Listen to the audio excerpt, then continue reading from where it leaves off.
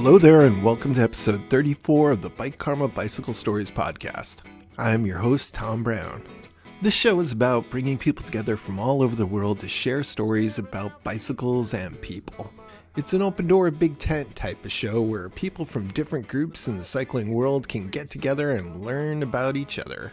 In this episode, we have Mike Wolfe from American Pickers and Antique Archaeology sharing tons of different stories about all different parts of bicycle life. We hear about the Rhode Island School of Design's MARS Bike Project, and we explore that nagging feeling that some of us have in the back of our heads that says dedicate your whole life and go all in for bicycles, with one example of a guy who did and then changed his mind. I appreciate all the people listening in all 50 states and over 50 countries. Thank you. You have many podcasts to choose from, and I really appreciate you coming along for the ride on mine. Let's roll out.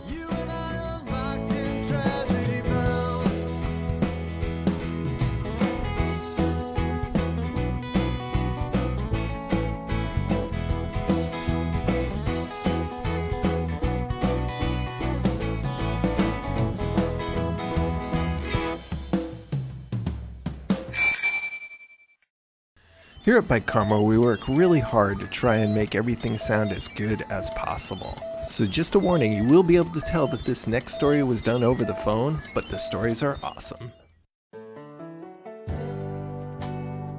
When I first started writing the Bike Karma project, I didn't know if it was going to be a book, a blog, a podcast. I just knew I had collected a bunch of bicycle stories and I wanted to share them because stories are how we connect and relate as human beings. When I did the first podcast, I had in my mind a wish list of 3 people to talk about bicycles. It was pie in the sky. It was like, these are the 3 people someday maybe I'll get. In no particular order, it was Greg LeMond, the likable first American to win the Tour de France, Oprah Winfrey, because it's Oprah, and I don't think anybody has gotten her bicycle story yet, and Mike Wolfe from American Pickers and Antique Archaeology, a show that I had watched over and over and over again. Growing up, I lived next door to an older couple whose property was just like the pics Mike and Frank go on. The guy had done everything in his long life. He had been a Harley Davidson dealer and he had built houses in the neighborhood. He had gone through numerous jobs. His yard was full of shed after shed of treasures, oil cans, glass bottles, bicycle parts, car parts. The smells of rust and the feeling of history just standing there one of his piles was like what someone who loves art feels when they stand in front of a great masterpiece.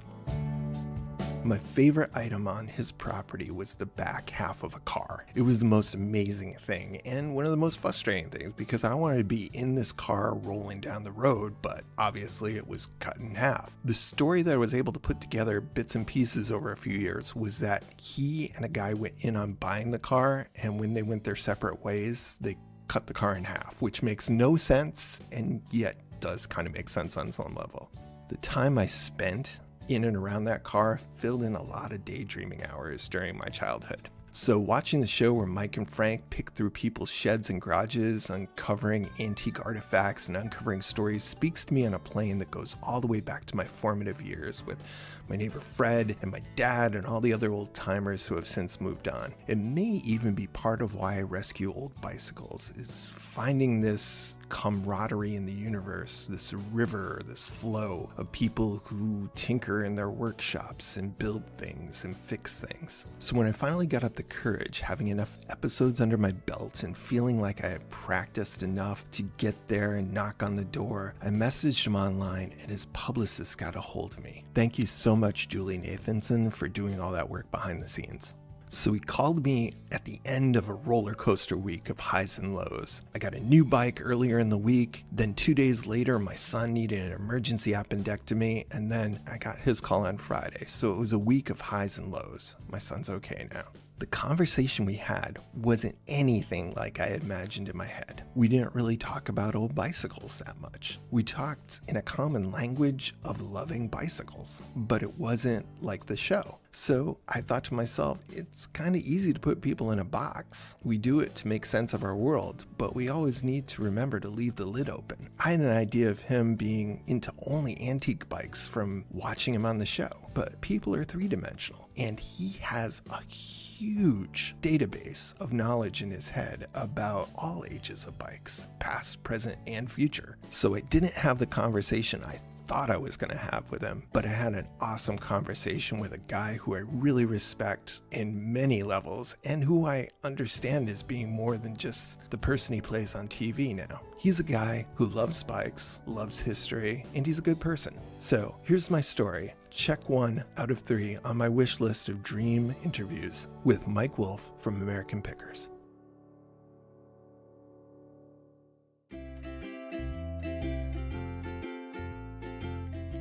My name is Mike Wolfe. I've got a TV show on the History Channel called American Pickers. I'm a bike enthusiast, and I've got a 6-year-old little girl. I'm a Scorpio, and I love Thai food.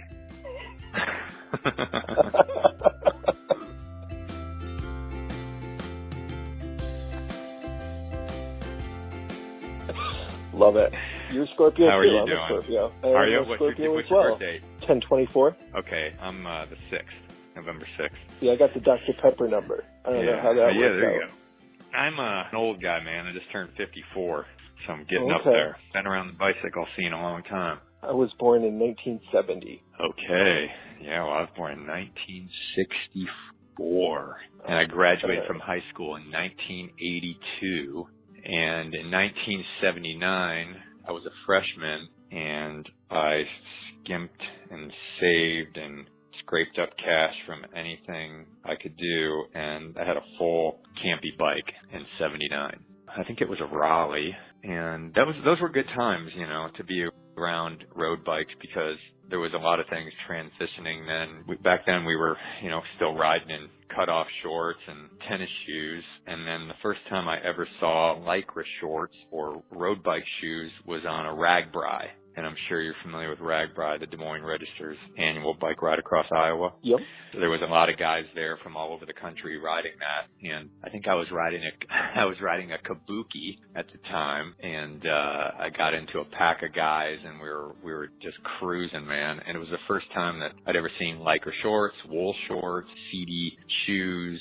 I was familiar with like toe clips, obviously, and Alfredo beamed straps, but never saw anybody with actually road bike shoes on. And I remember we were cruising super fast, passing people, and I was just amazed on how fast these guys were, because, you know, up until that time, my world was very small in regards to riding and the people that I rode with. I mean, we put together little rides. We'd go out on some distances, but we'd never had any way to gauge where we were, you know, in regards to strength and our sprinting ability and our endurance ability. So that RAGBRAI that year was like a wake-up call to how painful cycling can actually be.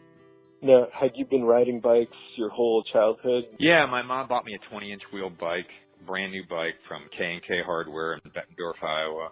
And, you know, immediately I pulled the banana seat off of it and the ape hanger handlebars, you know, converted it to like a BMX bike. A lot of guys were doing that. You know, they were taking Schwinn crates and pulling the springers off and putting, you know, hard plastic racing seats on them and crossbar handlebars, you know, and knobby tires. And then, you know, a lot of guys, if they wanted to spend the money too, were putting a heavier gauge spoke and stuff and buying different hubs, large flange hubs. When I got into really, really riding, I was still riding down tube shifter stuff, non-index stuff. I mean, it was a neat time to be in it, because I can remember the first time I ever saw an STI shifter. It was a wooden prototype. I worked at a bicycle shop, and we were at the CABDA show, the Chicago Area Bike Dealer Show, and we were in a booth, a Shimano booth, and they were showing us these STI levers, and then they had the whole mechanism, but it was in wood, and we were blown away with it, and really kind of couldn't even imagine it obviously getting to the scale that it was. It was almost like looking at a robot, you know. Back then you're like, oh yeah, that's cool, but will it ever come to fruition, you know? And then SRAM, grip shift, that was coming onto the scene a little bit as well, and they were doing some race sponsor stuff. And I remember racing at the Downers Grove Illinois State Criterium Championships in Downers Grove, Illinois, for the Chicago Sun-Times, and SRAM grip shift had a booth there, and I was riding on Campy Chorus at that time, and it was still down tube shifter, obviously, but that's when Campagnolo was playing with the idea of, okay, depending on what freewheel you ride, what chain you ride, they were going to put a different disc inside of the shifter. So the discs were actually different colors. It was like a cog. There were different colors, and so you would line up the cog to, like, say you put a blue cog in the shifter, then you would ride a Regina chain, a Regina freewheel. You know, it was like the first Campagnolo index shifting, and it was crap. I mean, it was so bad. It was like kind of like their Delta brakes, you know. I mean, those things were so beautiful. They were incredible, but, you know, they never actually worked because there was like no articulation to them, meaning like they were either on or off, you know. And so they were beautiful brakes, but they never really worked. And that was when Campagnolo, to be honest with you, almost didn't have to work perfect because they didn't have much competition. I mean, obviously Suntour was around. They had Superb Pro, and, you know, Shimano was out there. But Campagnolo was still king. And no matter what you rode, if it was a Wiener or a Bottecchia or De Rosa or a Mazzi or whatever it was, you wanted Campagnolo on your bike. You wouldn't even think about putting a Japanese product on your bike. And obviously things have changed so much since then. But, you know, that whole transition, mountain bikes coming into play and Schwinn dealers disappearing overnight, you know, it was a neat time. I was actually working in and running a local shop when all of that stuff was happening. So you really miss the whole balloon bicycle phase. You basically started coming into it in a time where they were probably fairly uncool to the masses and people were going right for the 10-speed boom. Yeah, I mean, well, there were still cruisers out there, you know. I mean, there wasn't like, you know, 26 by 2.125 balloon tire old stuff. It was around, but, you know, there was some middleweight bike stuff when I was a kid. But by the time I had hit the ground running, actually working at a store, you know, road bikes were king. The guy that I worked for, he was a Raleigh dealer. And so we had the Raleigh Peak, the Raleigh Chill, the Raleigh Instinct, and these were, I don't know if you call them thermally bonded or glued or lugged frame sets, where some of it I think was aluminum and some of it wasn't. They still had steel forks on them. The mountain bike craze was really hitting. You know, Diamondback was obviously really strong then. GT was strong. Specialized was strong. Gary Fisher was, you know, still a handmade builder before Trek bought them. So I watched all that happened, and then, you know, Schwinn came out with their homegrown series, and that was really cool, but it was just a little too late. The problem with Schwinn was, you know, was a problem in some ways towards the end, like, meaning, like, if you were a Schwinn dealer, it was like having a job for life back in the 50s and 60s and 70s and 40s, you know. If you were a Schwinn dealer, you knew that you were going to do well because they weren't opening Schwinn dealers on every corner. They had the best product out there. It was an American-made brand, and they had anything from A to Z. They had a great juvenile line. They had a great adult line. So Schwinn was very, very loyal to their dealers, and their dealers were very loyal to them.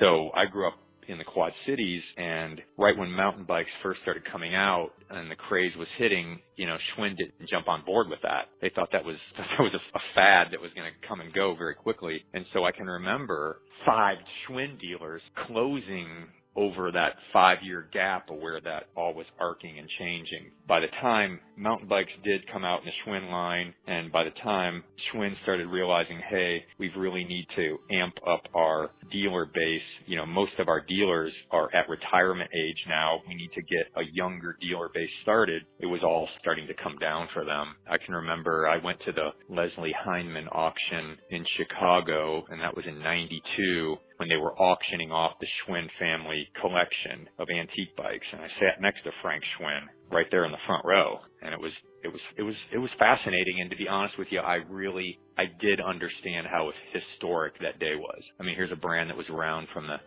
1890s until they ran it into the ground, and basically their loyalty to these older dealers. You know, I don't know if you remember, but when I was a kid, if you walked into a Schwinn dealership, it was like walking into obviously something fascinating, but it was very clinical in some ways. Like everybody had a Schwinn shirt on, they all had the same pants on, they all were very robotic in regards to what they were doing as far as what they were selling. They didn't carry any other product other than their own. It was intimidating in some some ways, you know, Yeah. and a lot of these dealers were older, you know, some of these guys were in their 70s when I was a kid, and they were still Schwinn dealers, and they'd been Schwinn dealers for 50 years. There was a shop in Iowa City called Novotny's Schwinn, and that, everybody was waiting for the day the doors closed on that thing if you were an antique bicycle collector, because you knew that basement was full of amazing stuff. Yeah, I mean, we love to say, you know, support our local bike shops, and if you have a good one, they're great. But some of those old school bicycle store dealerships were so intimidating that people couldn't wait to buy their bicycles anywhere else because they had a monopoly on it. There was one place in town you could go, and there was a different dynamic in the day, and that's part of why it turned, I think. Yeah, it was different. And look at the average price of a bike back then and what it is now. I mean, when I had my shop, I had 3 different shops. I had 2 up and running at the same time. And, you know, the average sale of a bike back then was $300. So anytime anybody's going to spend $300, you know, it can be intimidating, especially when you've got enthusiasts that are very technical on the floor, and they're talking above people's heads, and they're kind of just not understanding the customer. This is a person that's maybe going to ride this thing twice a week, and I need to speak to them at that level, not at a level of, you know, talking to my buddies outside of a coffee house and we're going to go out and ride 50 miles. If somebody comes up to you and says, what's your best story about a bicycle? What story would come to your mind? Oh my God, there's so many. I mean, bicycles have been a part of my life, you know, since I was a young kid, and I was a very small kid. In 9th grade, I was 87 pounds and I was 4'11". So my athletic abilities were very limited. I mean, I'm from the state of Iowa. Everybody wrestled. I mean, we looked up to people like Randy Lewis and other University of Iowa wrestlers, you know, and that's what everybody wanted to do when I was a little kid. But, you know, I was fascinated by road bikes. There was a gentleman that lived in my neighborhood that had a different bike than anyone else. I remember the wheelbase being really short. I remember the rear freewheel was very small. It was like almost like a little corn cob. He would get dressed up before he went riding. He had a jersey on. He had shorts on. I can remember him going out, and I was fascinated by him, and I would try to ride behind him as far as I could before he kind of disappeared from the neighborhood. So that was kind of like my early reflections of road bikes. On the show, when he says he's a bicycle guy, you have no idea. It comes through. Through the filter of the show, yeah, he is a bicycle guy. But when you talk to him person to person, the guy's a reservoir. I've done everything in this industry. You know, I mean, I was a bicycle messenger in Chicago. I worked for a company there called Palace Photo that was on Erie. And that was back when, you know, Kodak was still in business, when we had film and cameras. Basically, my job is to go to commercial photo shoots, pick up rolls of film, take them back to Palace Photo. They were developed, and then bring them back to them in a slide form so they could look at it under an eyeglass in a slide to see what the pictures looked like. Those days, you know, I mean, Michigan Avenue was crazy, and taxi drivers and bus drivers wanted to kill you, you know. They wanted you on the sidewalk, but it was against the law to ride on a sidewalk. And I did that one winter, and I can remember that like it was yesterday. And there was a couple alleys that a lot of messengers would hang out in where heat was coming off of a furnace or something, and, you know, have a few cocktails and smoke some grass or whatever, you know. And it was a neat job, and I think I did it just because of the challenge of it, you know. It was something that was bicycle related, and it was cool. I remember getting so close to a parked car one time and to a bus. He actually saw me on the right side, and he kept coming closer, closer, closer. I had to jump up onto the top tube of the bike, and the pedal cranks on the bike got smashed with the handlebars in between the bus and the car. You know, I mean, that's when I was basically about done. And then I remember hitting a woman on Michigan Avenue, and I think I broke her ankle. Wow. And it was crazy. And I was going to school at Harry S. Truman on Wilson for 1 year. And that was one thing I did in the bike industry. And then, you know, I was also a bicycle builder. And what I mean by that is I would build bikes for a shop. I worked out of a warehouse. And everybody was promised a job if they did a good job building bikes through the winter, and they did it in a timely fashion. You were just a good employee. So I can remember working so hard all winter long, building bikes. I think I was building like 12 road bikes a day. I could wrap handlebars in a minute, man. From the bottom up, done. And then we were building Bridgestones, I remember. Anyway, at the end of the winter, we were all standing there, and like it was some sort of grade school volleyball game or something, you know, and I got picked, and I was like, yes. And I worked on 18th Avenue in Rock Island as a mechanic at that shop. And that guy's name was Steve DePron that owned that shop, and that shop's name was Bike and Hike, and he gave me a lot of opportunity, and I watched him sell bikes. I watched him understand the customer. I watched him merchandise the store. I watched him, as far as the way it was laid out, the lighting, the pathways. He was really ahead of his time in regards to how he was merchandising his store. He wasn't just a passionate guy that loved bikes that opened a business. He was a guy that actually understood business and then opened a shop, because it's always the other part of it. It's like, hey, I'm a passionate guy. I love bicycles. I'm going to open a bicycle shop. And not understanding the day-to-day of it, you know, the numbers thing. So I learned a lot from him. But the guys that would come in the shop all the time that I was so impressed with, and I was so jealous, and I wanted their jobs so bad, was the sales reps, man. They'd come driving in their Volvo station wagons, you know, and they had badass bikes on the roof, and they had the best Thule racks, and they had all the nice clothing and everything, and they would come into the shop, and I was like, God, if I can only be a sales rep, you know, that was like my biggest dream. And then I can remember, I don't know if you remember Wheeler Bikes. Do you remember that brand? It was a German-based company. Yeah, it was a German-based company but they were made in Taiwan. And they came into the U.S. and they were looking for sales reps. So I went for it. I was like, heck, I'm going to try this. And they gave me the whole Midwest territory. So they're like, hey, take Iowa, Illinois, Wisconsin, Minnesota, Missouri, you know. And I had this little blue Jetta, and they sent me some samples, and I started driving around all these areas, calling on dealers, and I was doing well with it because I came from where they were at. I had run a shop. I was in a shop every day for years, and I knew the biggest thing that they wanted to hear was that they were going to be protected if they carried Wheeler bikes, meaning, hey, if you commit to me, I'm going to commit to you. So if you are going to commit to me in St. Louis as far as being a Wheeler bicycle dealer, then guess what? There is no other dealer in St. Louis. You're it. And so they loved that. So I was doing really well with it. And then at that time I was working for a company called Veltec Boyer, and we were doing look pedals and CD shoes. And then I was also the Assos clothing rep, which was all very beautiful, handmade, basically, I guess you'd call it exotic road bike clothing that was incredible.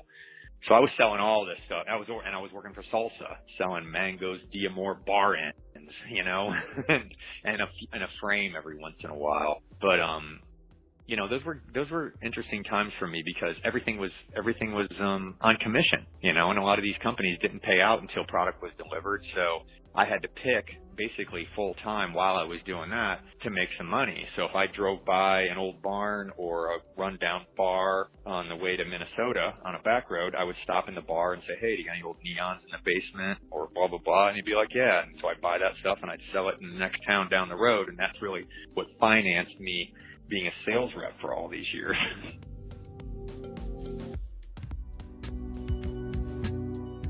I want to thank you. Just want to take the time because I have spent the last 10 years or so picking and basically living out part of the dream of that, mostly because of your show and just the education that you've given me from that. I really appreciate. It's helped me in so many different ways. Like the phraseology you would use. I grew up with a grandmother. She'd have a yard sale, but it'd be the same stuff every year. And she'd tell me how bad and horrible dealers were because they didn't want to pay what she wanted for it. And she died with all the same stuff from a yard sale. So seeing pickers and seeing how dealers would actually treat each other with respect, and there was a game that was being played, and how, you know, some of your phraseology, such as the nibble and the bundle, and let's put that to the side for now instead of saying something bad about the guy's overvaluation of a price. I mean, it was just, the show is such a great education for stuff like that, and I just want to take a chance to thank you for the interview. Well, I appreciate you saying that. I pitched this show for 5 years, and it was really more about storytelling. The show was about storytelling, and then the vehicle to tell people's stories was obviously to buy things from them and to dig through their attics and basements. But I think what's happened with it is it's kind of become a show about all of us. And what I mean by that is not all collectors, but people that spend any time whatsoever reflecting. You know, if you're someone that reflects, or if you're someone that understands you're having a moment, you know, like during the day, if you're out doing something and you have a moment with a person, it's so nice to stop and go, I had a moment, you know. And I think a lot of us, even myself, we don't do that very much. And it's kind of a scary world we live in with social media and like what's been dubbed fake news now and all these things. It's like, you know, I mean, I'm standing in a building that's 1857 in Columbia, Tennessee. And the reason I'm in Columbia, Tennessee is because, I mean, I've invested in it is because it feels like the world should be. It feels like the world used to be. To me, the people are very nice. The architecture is incredible, but there's an energy here that I really love. I bought this building about 3 years ago, and right below me is a truck dealership. I actually rent to a bicycle shop, and they're great guys. And when I bought this building, it had a bicycle shop in it. I told AC, the guy that I bought the building from, I said, listen, I go, if I buy this building from you, trust me, there's going to be a bike shop down here still. You know, I understood the importance of having a bike shop in this town, not obviously because everybody needs a quality bike, but because a bike shop is a place of community. It's a place where people can go and be themselves. And obviously, in order for it to stay open, there has to be exchange of money. But, you know, if you truly love bikes and truly love the history of them and what they're all about, then you understand that a bike shop is way more than just ringing stuff out at the cash register, you know. I love bicycles, man, and I do miss the bike industry a lot. You know, I had 2 stores. The first store I had was in Eldridge, Iowa. I bought that store. It'd been around for about 15 years, and the guy I bought it from was a client of mine when I was a sales rep. And I went in there one day, and he's like, hey, I'm going to sell the store. And I said, oh, my gosh, I'm sorry, man. I was kind of bummed he was selling it because I enjoyed working with him. And he goes, you should buy it. And I didn't think I could, but the number he gave me was doable. So when I walked in, he goes, when do you want the store? And I said, I don't know, what's good for you? And he goes, how about next Thursday? It's yours. And listen to this, you're going to dig this. So I go, I had been in bike shops for a number of years at that point, and I understood how hard it was to get credit. So I go, no one's going to give me credit. None of these bike companies are going to give me credit. And his biggest dealer, his biggest brand that time was GT. He goes, why don't we do this? He goes, why don't you just work here? He goes, why don't you tell them you're working here as the manager? And he goes, after a year, tell them you own the place, and maybe they'll probably give you credit. So he was selling a very small amount of bikes. He was selling like 100 bikes a year, and I took it to like 450 the first year. And the sales reps are coming in. They're going, man, Mark should have hired you a long time ago, man. You are kicking butt here. And I'm like, yeah.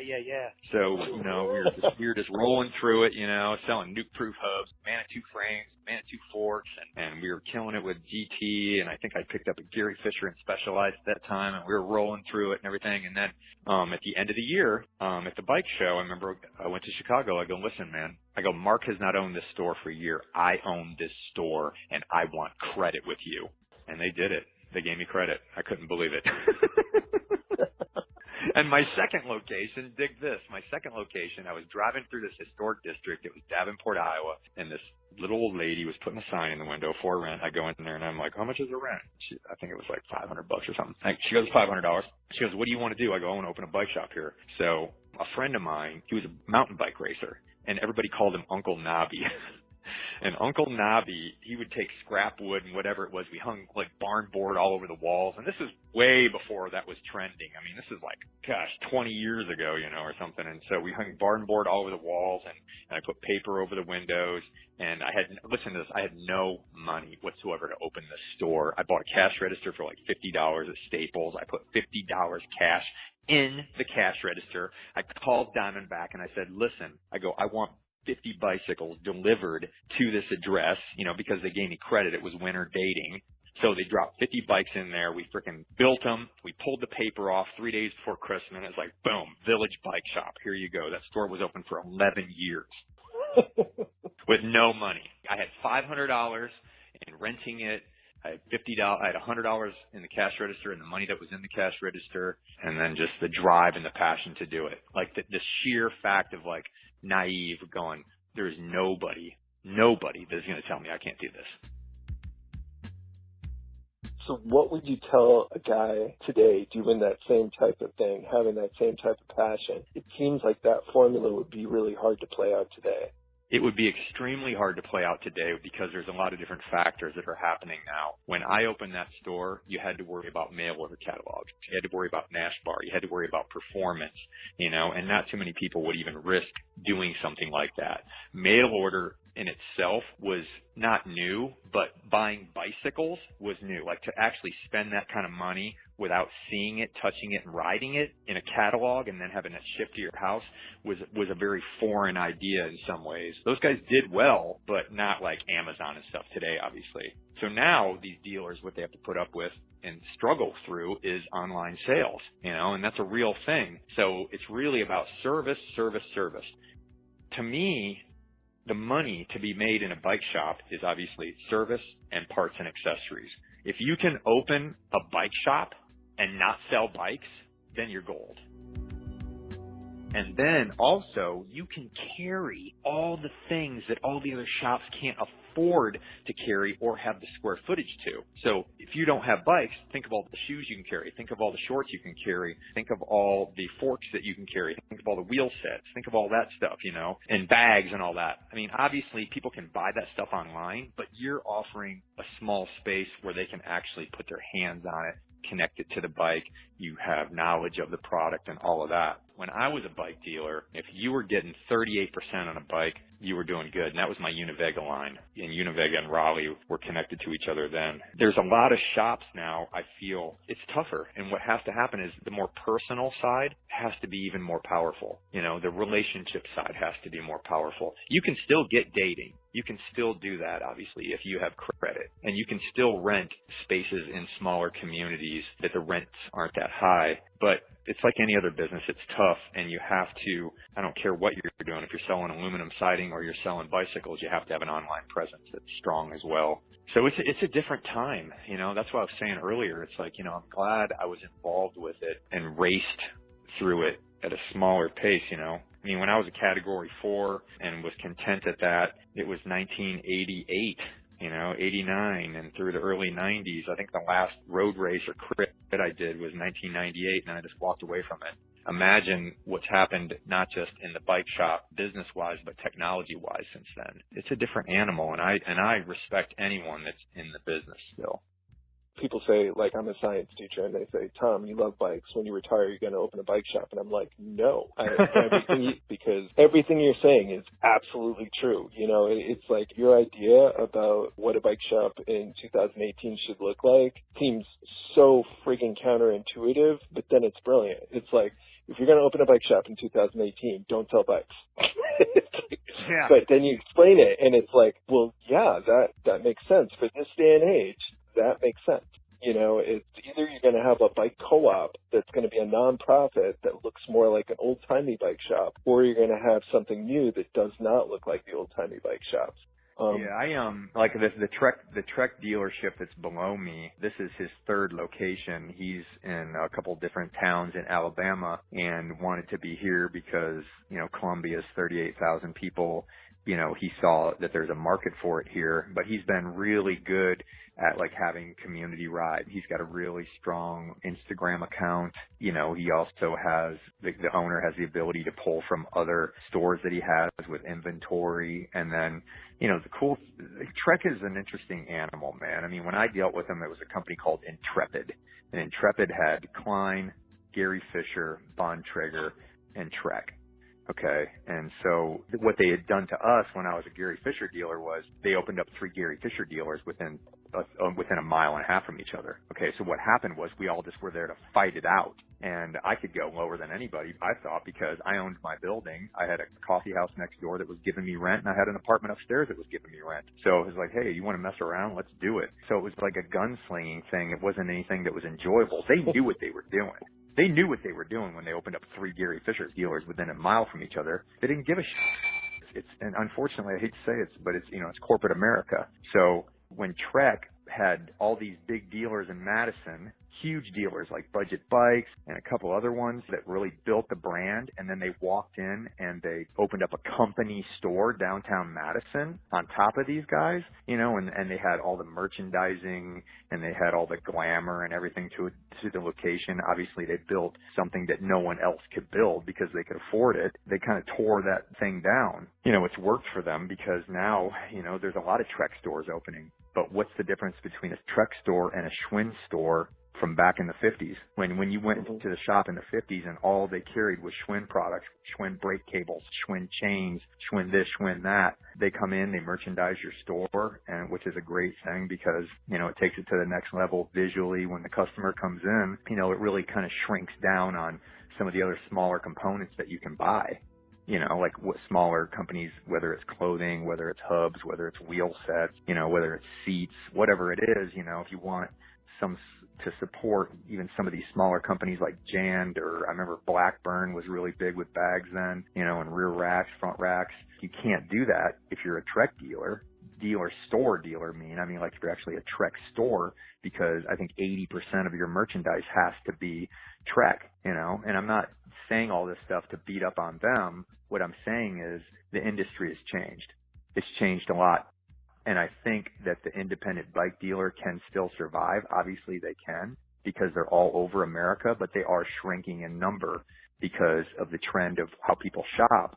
The only thing that's going to survive is the guys that are very knowledgeable, that understand the importance of how their store is laid out, whether it's lighting, whether it's display, whether it's the fixtures that they have custom built, whatever it is. Why do some survive and why do some go away? There's really no ifs, ands, or buts in regards to like what happens. What I mean by that is one guy could be financially successful, but he's just tired of throwing money into it, you know, and another guy can start it from nothing like I did and be at it for 11 years. If you would have talked, you couldn't even pull me out of my bike shop. It'd be 1 a.m. My girlfriend would call me. She's like, "You coming home?" I'm like, "No." I never ever thought I would leave the bike industry. I was in it till the day that I died. I was in it that long, but I had a store burned down. I had a crappy partnership at one time, and it just got a bad taste in my mouth to the point where, and then eBay came out, and eBay changed my life. You know, it really did. It was like, hey, I don't have to have a store. I can sell all my antique bikes online. So this leads into a question I want to ask you. Right now, you and I and everybody else is a picker or flipper or just interested in old bikes. We're living from the bounty of a golden age of bikes that were serviceable for years and years and years if you took care of them. Where do you think the picker is going to be 50 years from now with carbon and aluminum with a limited lifespan to it? Where do you think that future picker is going to be at? I mean, I'm looking at a wood frame bike in the loft that I'm sitting in now. It's called a Chilean. So the frame is wood, the wheels are wood, the handlebars are wood on this bike. It was made in the 1890s. Okay, the reason it's collectible is because of the materials it was made from. It was very innovative back then. So if you look at all the innovation that's happening now, with mixing steel and titanium together, or the different types of carbon fiber, whether it's bladder molded or it's got lugs in it or whatever. There's still small companies that are making hubs and cranks and all of that. That's the stuff that's going to be collectible, is the stuff that's expensive on the edge and made in small numbers. No, I don't think a Trek $300 hybrid is ever going to be collectible in our lifetime, but I think that I used to ride on a Kestrel 500. Okay, remember Kestrel when they first came out, the 500? They were incredibly beautiful bikes. You know, that was 1989. Those bikes are really sought after right now, and they're collectible because they made them in few numbers. They were innovative, and they were cutting edge in a lot of ways, and they just were something that visually changed the way people thought a bicycle should look. So I guess if pickers are going to be out there 50 to 100 years from now, what they're going to be looking for are these smaller off-brand that were deluxe models. Like, for example, that's the same thing I'm looking for now. Smaller off-brand American bikes that were deluxe models, like Roadmaster Supremes and Schwinn Aero Cycles and Shelby Airflows and Elgin Bluebirds and Elgin Twin 60s and, you know, Elgin Robins and Schwinn Auto Cycles and motor bikes and all of these things, you know. I mean, it's like, you know, I'm looking for the rarest of the rare, and they were rare back then because a lot of people couldn't afford them.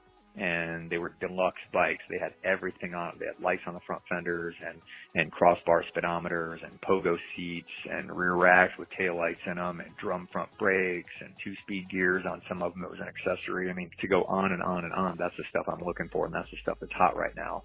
So that's probably what will be hot. Like, look at Campagnolo. If you look at Croce Downe and Chorus and Delta brakes, all that stuff, I remember when I was riding it, and that was 80, 88, 89. Well, look at now. That stuff's all extremely collectible. People are collecting Campy toolkits. People are collecting Campy this, Campy that, because it was exotic, it was cutting edge, and it was expensive back in the day. So I think it'll always be the same thing, you know. Anything that's made cookie cutter, that was inexpensive, especially now in our society, that's what we're surrounded by. When you walked into a bike shop 50 years ago, you didn't buy anything that was cookie cutter, that was inexpensively made. Everything was made to last forever. I mean, gosh, you could look at a 20-inch Schwinn right now that's bomb-proof. I mean, it's still probably the strongest bike, you know, on the block, no matter what other kids are riding. They were made to last, man. Nothing's like that anymore unless you want to spend the money. How many different bicycle brands and makes do you think there has been? So if you disregarded the units, this is something you can't Google. You cannot Google, you know, what are the total number of bicycle brands and models that ever were. I can't even imagine a degree magnitude to guess at how many there would have been. Yeah, it would be in the tens of thousands, you know. I mean, there were so many small manufacturers around the turn of the century when bicycles really took off that, you know, and there were so many patents that were being pushed forward, and a lot of the things that we think are interesting and neat today and cutting edge, it's already happened. It happened 100 years ago, you know, and so it's like everything just kind of recirculates in some ways. And I'll tell you what has changed. I mean, when I had my shop, every once in a while I sold a $4,000 road bike, you know, every once in a while. Obviously that wasn't my bread and butter, but now, I mean, it's not unusual now for someone to spend $7,000 to $15,000 on a road bike. I mean, that's the reality of it. People are doing it. You know, you could never, ever do that when I had a shop. Those bikes didn't even exist, you know? So that's one thing that's changed dramatically is the price of some of the bikes, you know? I mean, yeah, you can still buy a bike for $250 in a bike shop, but, you know, there are people out there that will spend the big money and on a pretty consistent basis.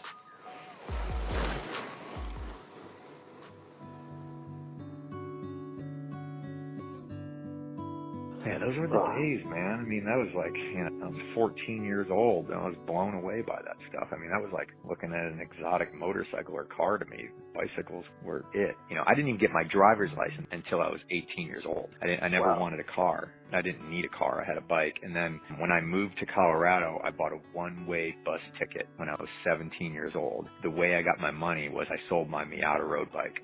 I remember being so bummed I sold my Miata road bike. What year was that? That was 1983. I have a 1983 Miata road bike. It's a 310. Do you? I love it. I love it. I know. I can't remember what model mine was. It might have been a 310. I don't know. But I remember most underrated bike brand ever. Oh, they were incredible. You know, and they had a warehouse in Chicago, and I actually interviewed for them. And there was this tool bag dude that was interviewing. He was like, well, describe this bike to me. And he was pointing at all the parts. He was like, I go, that's a derailleur, that's a front derailleur, you know, that's a down tube, top tube, seat stay, chain stay, head tube, whatever, you know. He's like, what's this called? I go, it's a handlebar stem. He's like, okay, what's that? He goes, well, I don't think we're going to give you the job. And I go, oh yeah, why's that? And he goes, you didn't say it was a long cage derailleur. And I was like, okay, well, if you're that big a tool, I don't think I want to work here, dude. And, you know, I was just like devastated though. I was like, oh my God, I didn't get the job at Miata. Do you still ride, and what do you ride? I do still ride, but not as much as I'd like to. I mean, I think I got up to one point in time last summer riding like 3 days a week, and I'm really lucky. I live outside of Nashville, and I live basically at the entrance of the Natchez Trace. And the Natchez Trace, you know, is a national parkway that runs from Nashville down to Natchez, Mississippi, and they don't allow trucks on it or anything. So it's not unusual to ride on that road to see maybe 3 or 4 cars, and actually more cyclists than you do cars. It's a beautiful road. I recommend anybody riding it. But I ride a Focus, and I didn't even know who the hell Focus was. It was a carbon bike with Dura-Ace, and I did a video. I was asked to do a video for women's cycling organization about, I don't know, 5 years ago for some awards dinner they were having in San Francisco. And I was like, yeah, I'd be honored to. And they said, oh, we'll send you a bike. And I thought, oh, yeah, they're going to send me some beach cruiser or something, you know. And they sent me a carbon fiber Focus with Dura-Ace on it. I was like, this is great. Yeah, I was like, wow, okay, these guys are serious, you know. And that's the bike I ride. I was a decent rider. Like, I can't remember what year it was. I won the state time trial championships in Iowa as a Cat 4, and I always finished, you know, in the top 3 in Cat 4 racing with crits, you know. I can remember, I was racing in Atala in Downers Grove, Illinois. It was the state criterium championships for the Chicago Sun-Times, and I had Chorus Campagnolo on my bike, and the SRAM guy's like, let me put some drop tube shifters on there, man, blah, blah, blah, blah, blah. And I'm like, okay, you know, so I put it on there right before, they like literally were installing the stuff right there. And I go, okay, put it on my bike. So he puts it on the bike, I do my race, and I had no sprint whatsoever. If I didn't break away with like into the first corner and try to get away, I knew I was going to get eaten up in a sprint. So I would always bonsai it on the last lap to try to get away from the sprinters. And so I do that. And I'm like looking, I'm hitting it, I'm getting closer to the finish line, I'm like, oh my God, I think I'm going to win this thing. And my bike started going, tunk, tunk, tunk, tunk, tunk. It's like in between gears, and I'm trying to shift that SRAM back then. And this guy just sticks his bike out next to me and wins. And it was so close, it was like a photo finish thing. And I was so pissed. I took my bike, I remember, and I threw it over at the SRAM tent guy, dude. I was like, dude, what is this crap, you know? And obviously they've refined it since then. I mean, this is 1989, dude. Okay, 89, brother. Almost 20 years ago. So now it's like, you know, now this stuff's like king. But back then it was. That's what I'm saying to you. Everything was like on the cutting edge. Yeah, I can't walk by a bike shop to this day without going in. You know, I just want to see the way it's merchandised. I want to see the product that they're carrying. There's a shop in Boulder towards the end of the mall. I think it's University Bikes. I like going to that shop because he's a collector. He's got a lot of stuff hanging from the ceiling, but he also goes out on a limb. You know what I mean? Like he's not afraid to try things. He's got a lot of interesting, unique brands there, and the staff is cool. The shop is laid out really awesome. But Iowa has a lot of bike history. There's a lot of neat bike history in Iowa, especially, you know, with RAGBRAI. It's been around for so long now that a lot of people have kind of grown up with it and have good stories to tell about RAGBRAI and small towns in Iowa. And they understand, if you ride RAGBRAI, you understand that Iowa is not flat by any means. Yeah, everything seems to be pushing me towards doing RAGBRAI. So, yeah, you got to do it, man. You got to do RAGBRAI. All right. You got to do RAGBRAI. It is a blast. Seriously, it's a good time. When I first started this podcast 3 years ago, I'm like, someday I'll have the chutzpah to give Mike a call. And I'm glad you did. I really am. I just started listening to a few podcasts myself. Aaron Menke has become a friend of mine. He's got Lore podcast. And I love listening to podcasts because people used to sit and listen to the radio. And the radio would tell stories, and it's neat, you know. So my crew and I, we listen to podcasts all the time when we're driving home at night from filming. It's dark, we're on backcountry roads, and you know, that's the first thing we do is, you know, decide on what podcast we're going to listen to. So I think it's great what you're doing. I remember now what podcast I listened to of yours just recently was the Viscount, the Death Fork. Oh yeah, that's an old one. We used to ride those bikes. We used to ride Viscounts. I mean, they were older when we rode them. I was like, you know, 1980, and those bikes I think came out in the late 70s, and they did have a cast aluminum fork on it. There were a couple of them still, I remember, around in the neighborhood, and everybody was still riding them. They didn't take them into the shop to get them converted. And those were beautiful bikes because it was like the crown on the fork was really sloped, and they were polished aluminum, and then the bikes were like gray and black. They were beautiful bikes, man. The crankset on them was incredible. See, that bike, I feel, will be collectible, and it is collectible because it was something that looked so different in that time period, and could be to the smallest detail, like the crown of the fork and the fork being polished, stuff like that. I mean, it was just, and the name itself was interesting, and and the geometry was neat on it, you know. So it's like that I could see being something that could be collectible. And obviously the history of the mass recall on the fork too is interesting as well. There's a story there. Where would you go to check out and learn more? You can watch us at history.com. We're still on Monday nights at 8 o'clock. I've got a store in Nashville, Tennessee, downtown, in an old car dealership, and then we've got our flagship store in Iowa, in LeClaire, Iowa, and we've got a lot of antique bicycles on display in both stores, and I'd encourage people to come into the shops. I'm in the Nashville store quite a bit, maybe once a week when I'm home, and I love talking to people about bikes, and I love talking to them about the show. So if you see me, please come up and say hello. Thank you so much. You've been very gracious. And I was going to ask you for one more favor. What's that? This is Mike Wolfe from American Pickers, and you're listening to the Bike Karma podcast. Is that the way you want me to say it? I got goosebumps. Thank you so much. Let me say it one more time for you. You ready? All right. Yep. This is Mike Wolfe from American Pickers, and you are listening to the Bike Karma podcast. Thank you so much, man. I really appreciate it. All right, Thank you for everything. Hey, thanks for the opportunity. I appreciate you. All right, awesome. Take care. Bye-bye.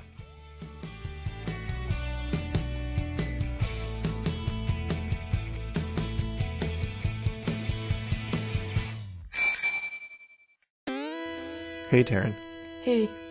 I think I got a little carried away with the intro to this next piece. Yeah? Do you think I should say something about it to like warn people, or no, just play it? Or should I tell them that I got a little crazy in the beginning? I think this counts. Oh. Yeah, I guess you're right.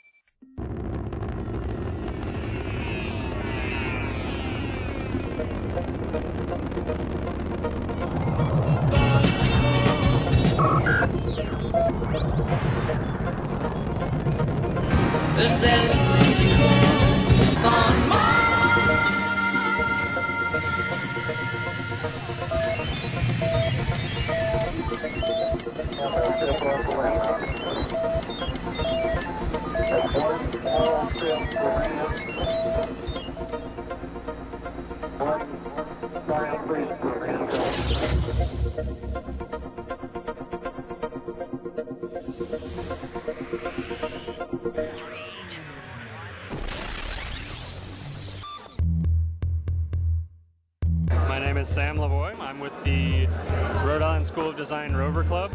We build a two-person human-powered vehicle every year to compete in NASA's Human Rover Exploration Challenge. Yeah, we go through and build everything of a two-person human-powered vehicle from scratch, so composite wheels, chromoly frame, yeah. I saw your booth last year, and this year it actually looks like it could be on another planet. What's up with that? I think we took a lot of what we learned from last year and just constant improvements of the format, and we made it look more aggressive for sure. We got the forward-facing A-arms. It's kind of like a Romulan spaceship or something. The carbon fiber work, we introduced a new process using pre-preg carbon fiber instead of infusion layup, which makes everything just a lot cleaner and easier to work with. The footprint shrunk a lot with the wheelbase and rider spacing, so that allowed us to come up with a smaller vehicle. It's much more accessible. It doesn't feel like such a Goliath. So one person is forward, the other person's backwards facing? Yes, we have the riders facing opposite direction because of the format just allows a more compact wheelbase and vehicle overall.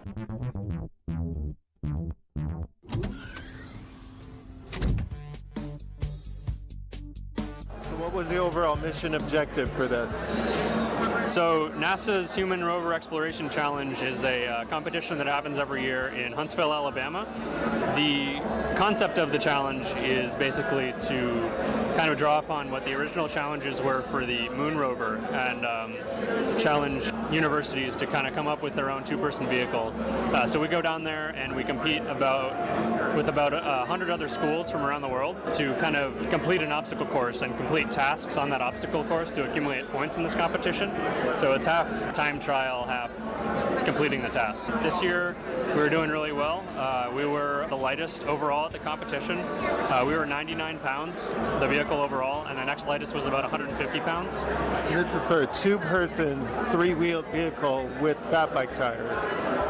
Yes. So that's not as bad as it sounds at first. That's actually pretty lightweight. Yes, and everything pretty much completely made by the team except for the crankset and drivetrain and brakes. All the wheels and seats were fabricated in-house at Rhode Island School of Design and designed by our team, the steering, everything.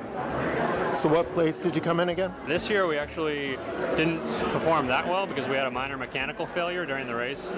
We were poised to do really well the second day, but then they canceled it due to weather. So we're hoping to do better this year. In previous years, we've come in second place the 2 years prior to this one. So we're hoping for first this year. In terms of looks, what would you have given yourself a place for? I think it's a 10. I think it's really good. I think it would get badass of the competition first class. Thank you.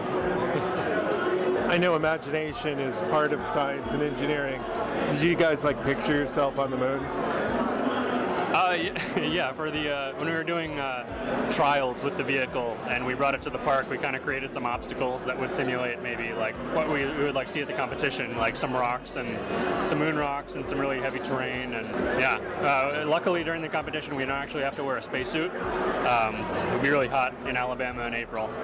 But, yeah, it would. Yeah. So you can wear normal clothes. Yes. Yeah. So hear that, spandex wearing guys, you can wear normal clothes and ride a moon bike. You don't need fancy clothes. Okay, cool. Well, thank you very much. If people want to find out more about the RISD program, you can follow us on Instagram at RISD Rover, all one word. Thank you very much. Thank you.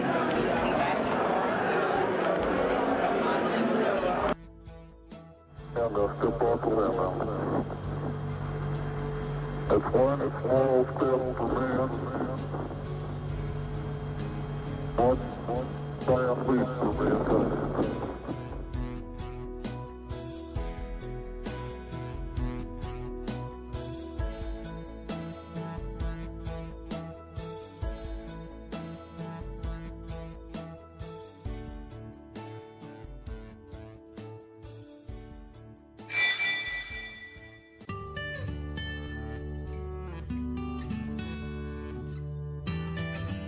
Last year, I met Rich at the North American Handmade Bicycle Show. He was from UBI, and here's his story. So my name is Rich Bernoulli. I'm from Ashland, Oregon.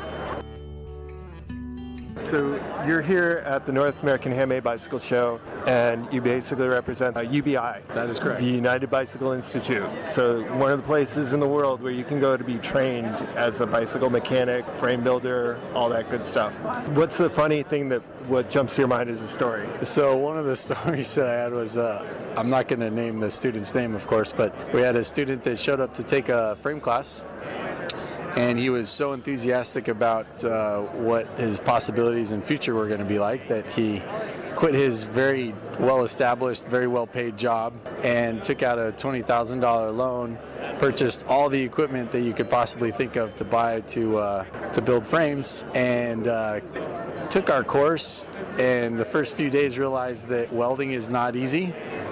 And he burned a lot of holes, blew a lot of holes, and maybe thought a couple times about what his future life decisions were going to be like, and ended up building a frame, doing really well actually, but did find out later that he went home and got his job back. So he's still building frames as a hobby, but found out that maybe it's a little more difficult to get into than he had previously expected. It was more of a romantic idea. But yeah, it's still fun to keep in touch with him and know that he's still building frames. So you guys get everybody, the hobbyists to the professional, coming through. You name it, we get it. We get the people that they want to build frames for the rest of their life and take over the world building frames, and then we get people that are just completely comfortable just building one frame and knowing that they built a bike that they're riding, and they did, the geometry and the drawing and the fabrication behind it. For people who aren't cyclists, if you really enjoy food, you eventually learn how to cook. If you really enjoy riding, you at least get curious about how to build a bicycle from scratch. I don't know how you don't, to be honest, but if you're in cycling long enough, you'll hear about United Bicycle Institute. You'll probably run into somebody that's built their own frames or thought about it, and I still get goosebumps when I think about turning raw tubes that can lay on a table into a bicycle frame that, it's freedom. It gets you, across town, it gets you up in the air, it gets you down the trail. It's inspiring. But if you're in the bike industry or you're into bikes long enough, I don't know how this doesn't come across your radar at some point. All right, so if people want to check it out and quit their job and come join the circus, where would they go?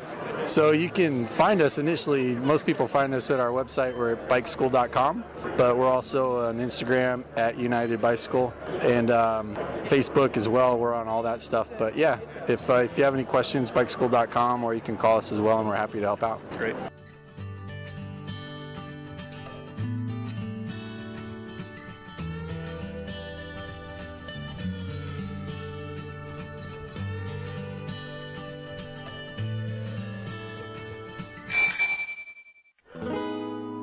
Thanks for coming along for the ride on another episode of the Bike Karma Bicycle Podcast.